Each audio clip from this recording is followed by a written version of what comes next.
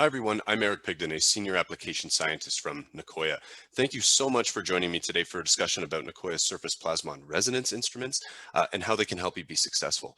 Today I will discuss who Nicoya is, the various applications for surface plasmon resonance, how our instruments and our SPR technology works, and how we can help. And with that said, let's get started. We're going to start off the session by giving a little bit of information and background about Nicoya. This is our mission statement and indeed our goal. We're just trying to help scientists succeed. Whether it's bringing a product to market or publishing a paper, we just want to help you be successful. We want to bring you success and we want to help you succeed. In 2012, the company was founded by Ryan Denemy, who is our current CEO and co-founder. The company came out of the University of Waterloo here in Kitchener, Waterloo, Ontario, Canada. In 2015, we shipped our first OpenSPR to a local lab, and in 2017, you could find our instruments in over 15 countries. In 2018, we celebrated our 250th installation, and in 2019, we raised $10 million of Series A funding. 2020 brought the launch of Alto, which we will discuss in a later segment, our 450th installation, and you can now find our instruments in over 45 countries. And this is the instrument that's brought us our success into where we are today. This is the OpenSPR.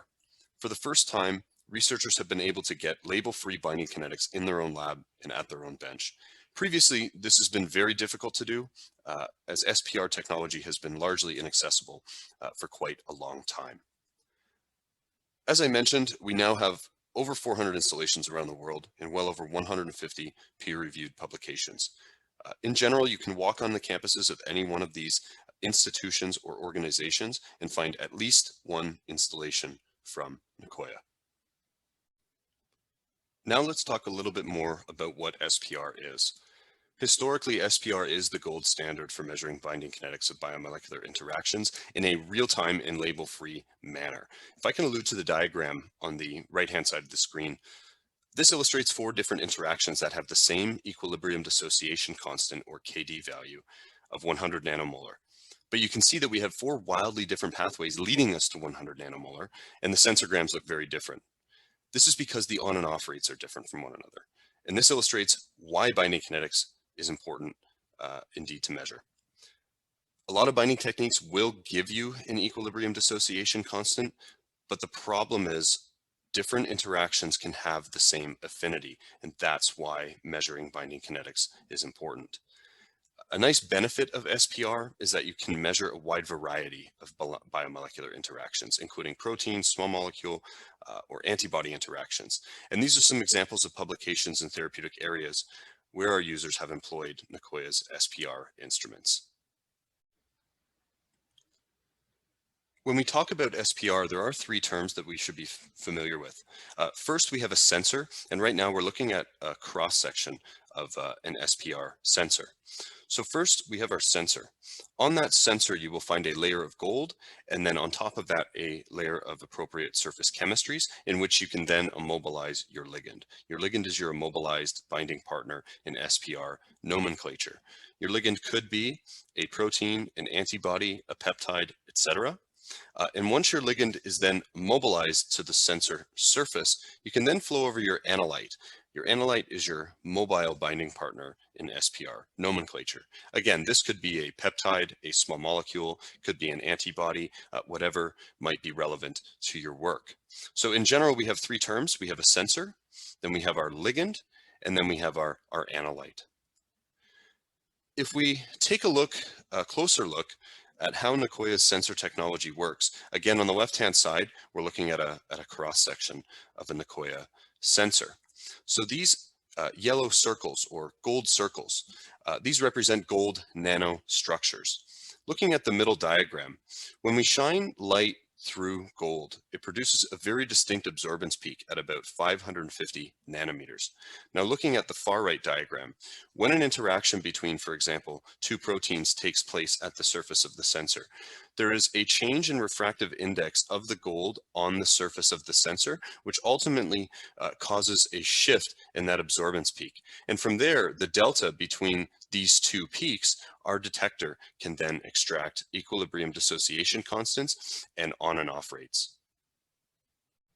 If we talk about what a standard SPR experiment looks like, we have response units, or RU, on the y-axis, and on the x-axis we have time. At this point, we just have running buffer flowing over a blank sensor. We don't have any response happening at this point in time. That's what we want to see. Subsequently, we can then flow over our ligand. Again, our ligand could be an antibody, a peptide, whatever that might be, and that will create a new baseline for us. So now we have our ligand immobilized.